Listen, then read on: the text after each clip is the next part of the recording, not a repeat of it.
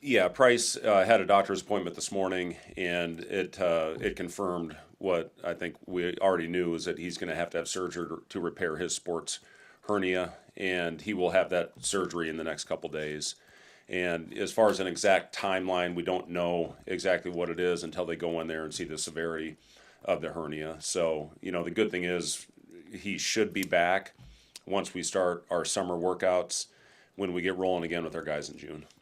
How much just clarity have you gotten over the past 2 weeks of returners, guys leaving, that sort of thing? Yeah, I mean, obviously we've had a lot of conversations with that, Wilson, and we feel good. We feel really good about the core group of guys that we will have back next year. And, those conversations are ongoing, exactly what it's going to look like. But we feel good about the initial talks that we've had. That's the biggest thing is retention. When you look at our team from last year, a lot of those guys that played significant roles were guys that were in our program and guys that knew the culture, the standard, and everybody that came in, really lived up to that. And a lot of that was because of the returners, and they let them know what was expected. So very important that we get those guys back, and we feel really good that we're going to have a good group of core returners that will be back in a Husker uniform next year. The portal opens tomorrow. I guess what's the I can't wait. Yeah, it's your favorite time of year. Favorite time of year. What's the plan? I mean, I know it's still a dead period until the Yeah, so what yeah, will you it's do? it's weird. The portal, yes, it opens up tomorrow. There's going to be a lot of names in there, and you've already seen a lot of players that are planning on going into the portal. So you just do as much behind the scenes work within the rules that you can, and then you're ready when these names pop. And try to be one of the first to get involved if you feel that they fit what you're trying to do. And we feel good about some of the names that we're after, and those Zoom calls will start pretty much right away. You can do the Zoom calls, you can get on the phone, but you can't do any visits until the 10th, whether they come to campus or we go out on the road and visit them. I've got a staff meeting this afternoon, and we'll just try to put in place as much as we can right now and be prepared once these names pop and once they go into the portal. You talked a little bit about after the season. We saw the locker room video. I mean, the guys taking some time to reflect on what they did. I mean, have you had conversations with them, and has the loss kind of worn off? That they kind of realized how much they accomplished this season? I don't know if the loss will ever wear off completely. It's but when you do look back at it, there's a lot to be proud of, and I've really tried to leave the guys alone. I've seen them over at training table. I was in Indianapolis for 24 hours and have had messages and conversations with a lot of the guys, and we'll have a team meeting on Thursday just to talk about the rest of the semester. But yes, when you talk to the guys, I think they are really proud of what they accomplished, and I talked a lot about being able to share this journey with as good a fan base as there is in the country, and our guys loved it. They loved the support that they got. A lot of firsts in the program.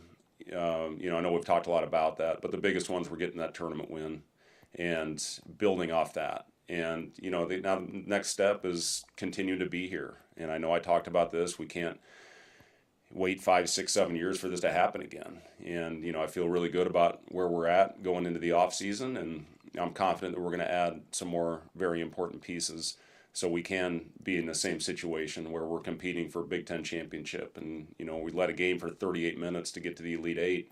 Unfortunately, didn't close it out. So there's a lot to build on, and our guys absolutely 100% should be very proud of what they've accomplished. And I know they are. And talking to them, when you look back on it, as disappointing as that last game was, a lot to be proud of over the course of the year.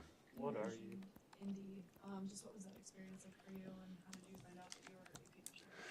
Yeah, I got word a couple days before that that the award was going to happen. I enjoyed the time in Indy. It was great to catch up with some former coaches that we either coached against in the league that are no longer there. Being out there with my family. My daughter drove in from Chicago. She's engaged to somebody that's actually from Indiana, from Batesville, about an hour from Indianapolis. So we had breakfast the next morning with Paige's future mother-in-law and sister-in-law, and it was great. It was fun to catch up with them. I had met her one time. She was at the Purdue game, but this is the first time to spend time, and it's really excited for Paige and in the family she's about to join. And yeah, I know this. I'm rambling here, and this is probably boring to everybody. But yeah, it was fun to see them and Sam being there and Charlie being there. The only one that wasn't was Jack. I think they were in Golden State playing a road game against the Warriors. So yeah, it was special. And listen, I know I talked a lot about those awards aren't possible unless you surround yourself with the right people. And so thankful for my staff. Thankful for the players. They were all about the right things this year. I know I've talked about that at length, but it was a special day to be up there in front of I think 2 media outlets that covered the thing. But it was pretty cool to be there. And again, a lot of it was catching up with people that mean a lot to me, that have been great to me since I've been in this profession. Roster retention, obviously important, but what about staff retention? Anything changed? Yeah, nothing has changed. We'll see how things transpire, but yeah, I'm very thankful for the staff that we have, and everybody's on the same page. And listen, we talk a lot about role acceptance with your players. It's very similar with your staff, and you give out roles. And our guys have done a great job of sticking with it. And I know I talked a lot about just how we kind of changed things up this year with more of an offensive and a defensive room. I got that from San Antonio. That's how the Spurs have done it this year, and they had a lot of success with it. And I really like the way that looked, and certainly we'll continue on with it. So we'll see how things go here the rest of the month. There's a lot of movement right now all over the country. And we'll see what happens, but I'm thankful that we'll have the majority of our staff back. And What? speaking about staff, Adam Howard. You're late. Sorry. Yeah. Sorry, listen. Adam Howard got hired at Troy. Yeah. Head coach. Just how excited. Yeah, I'm really excited for Adam. I think he's ready for this jump, and he's been at Troy. He was at Troy as an assistant. He's been in that league on several different staffs, and he knows what it takes to compete at a high level. Obviously he's taken over for a great coach at Troy, somebody that's won 20 straight games for 5 consecutive seasons, and the expectations are high. But I know Adam's ready for it. He's going to build a really good staff, and I'm confident that he'll do a great job there. So anything I can do to help. I've talked to Adam multiple times since he got the job, and we're certainly wishing him all the best. What qualities, what kinds of guys are you looking for in the portal? Yeah, well, I don't think it's any secret on what we lose and, what we're going to need to replace. We're going to need some help in the backcourt with losing Sam and losing Jamarcus, and then with what you lose with Rink in the front court with a skilled big that did so many things for us. You could play through him. He was the anchor of our defense, a really good pick-and-roll defender, and, really helped us elevate our defense this year, all 3 of those guys. So we're going to have to replace that. Both ends, if you can get a two-way players in those spots, it's very important. But when you look at our needs, that's the biggest thing, especially with what we've got returning. How much do you look for specific archetypes or skill sets of players versus relying on your coaching principles to help you, fit those guys into whatever role you need? Yeah, a lot of it is, first of all, they have to fit the culture. They have to fit the group, with the group of guys that we're going to have coming back. And that's been very important. We've had really, good players, obviously, but they've also been a group of guys that have lived up to the daily standard that we set for our players.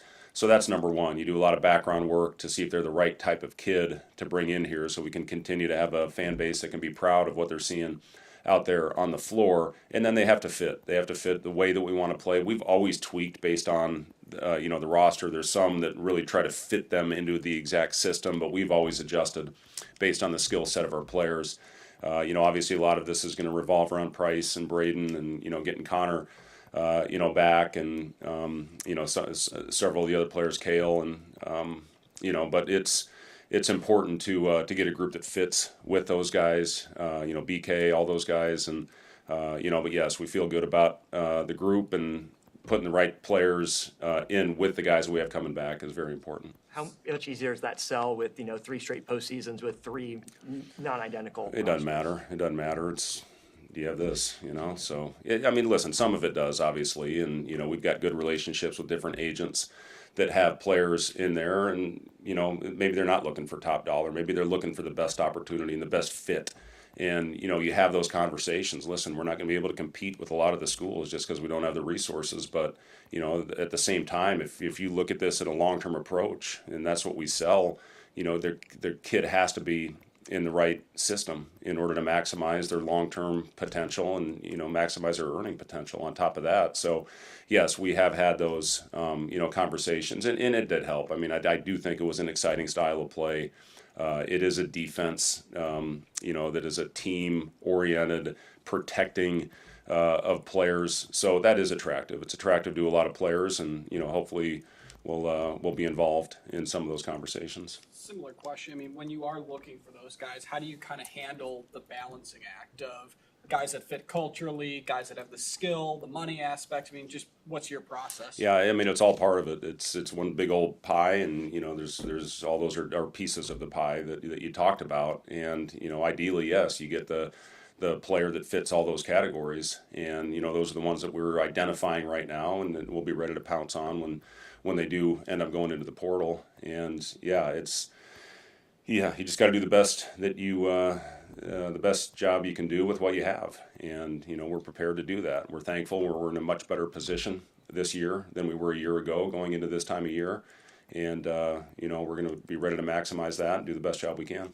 When you speak of the portal, last week the president signed the executive order, and it may be changing coming up. Have you, as a program, talked about that and the implications of it? And until we hear what exactly that means and what rules are in place, and we're in constant communication with our compliance office. I think the rule, if I'm not mistaken, goes into place in August, if I'm not mistaken. So yeah, I mean, we'll see how things. There's going to be a lot of developments, and a lot's going to transpire. So we'll be ready. Whatever the rules are, we'll be ready. Obviously, skilled bigs, guys like Rink that can do a lot, is important to your style and how you want to play.